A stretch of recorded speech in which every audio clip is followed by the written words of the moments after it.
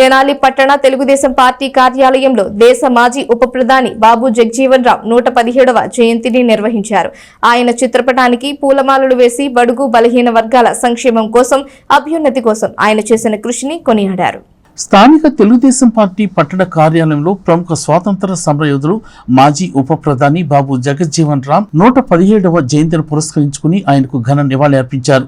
పట్టణ పార్టీ అధ్యక్షుడు తాడిబోయిన హరిప్రసాద్ నేతృత్వంలో జరిగిన ఈ కార్యక్రమంలో పలువురు నాయకులు పాల్గొని దేశానికి ఆయన అందించిన సేవలను గుర్తు చేశారు.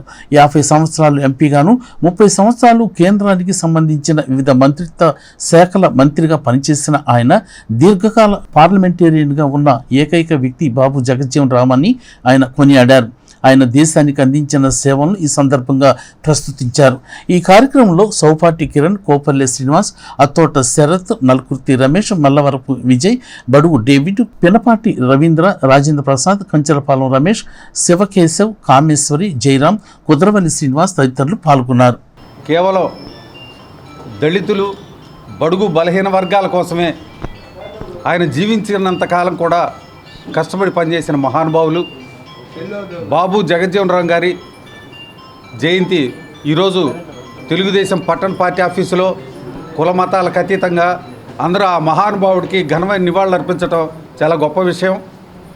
అటువంటి మహానుభావుడు సుమారుగా 50 సంవత్సరాల పాటు పార్లమెంటేరియన్గా, 30 సంవత్సరాల పాటు కేంద్ర మంత్రిగా అతన్ని బీట్ చేసిన వాళ్ళు ఇప్పటి వరకు కూడా ఎవరు లేరు.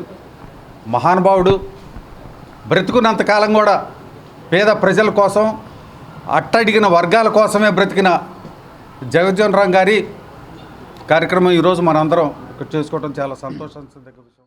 ఎవరైనా సరే అట్టడుగు జాతుల వారు అభివృద్ధిలోకి రావాలని ఆయన మహోన్నతమైన ఆశయంతో ఆయన యొక్క జీవితాన్ని అల్పులు, అభాగ్యుల కోసమే హెచ్చించి ఒక ఉత్తమ పార్లమెంటేరియన్గా భారతదేశంలోనే తన 50 సంవత్సరాల రాజకీయ జీవితంలో ప్రపంచ రికార్డు సాధించిన మహోన్నతుడు బాబు జగజ్జీవన్ రామ్ గారు కొత్త వరివంగన సృష్టించి భారతదేశంలో హరిత విప్లవానికి పితామహుడిగా చెప్పుకునే వ్యక్తి బాబు జగజ్జీవన్ రామ్ గారు.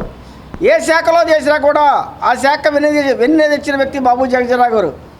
సుదీర్ఘ పార్లమెంటరీయన్గా ఉండి ఈ దేశంలో ఏ వ్యక్తి కూడా 50 సంవత్సరాలు కూడా పార్లమెంటరీయన్గా చేసిన దాఖలాలు లేవు.